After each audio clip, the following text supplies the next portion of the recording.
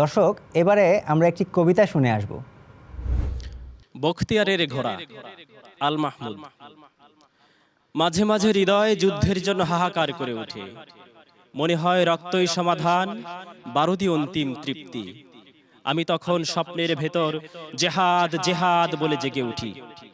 জেগেই দেখি কৈশোর আমাকে ঘিরে ধরেছে, যেন বালিশে মাথা রাখতে চায় না এ বালক, যেন ফুৎকারে উড়িয়ে দেবে মশারি।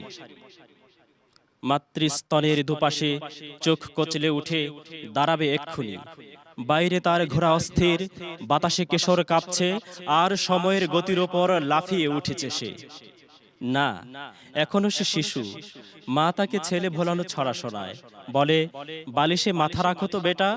শোনো, বখতিয়ারের ঘোড়া আসছে, আসছে আমাদের 17 সোয়ারি, হাতে নাঙ্গা তলোয়ার।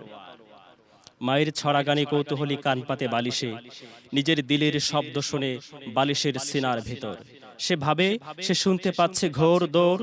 বলে, কে মা বখতিয়ার? আমি বখতিয়ারের ঘোড়া দেখব।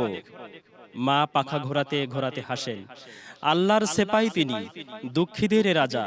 যেখানে আজান দিতে ভয় পান মোমেনেরা, আর মানুষ করে মানুষের পূজা, সেখানে আসেন তিনি, খিলজিদের সাদা ঘোড়ার সোয়ারি। দেখো দেখো, জালিম পালায় খিড়কি দিয়ে, দেখো দেখো। মায়ের কেচ্ছায় ঘুমিয়ে পড়ে বালক। তুলোর ভেতর অশ্বক্ষুরের শব্দে তার স্বপ্নে নিশেন ওড়ায়। কোথায় সে বালক?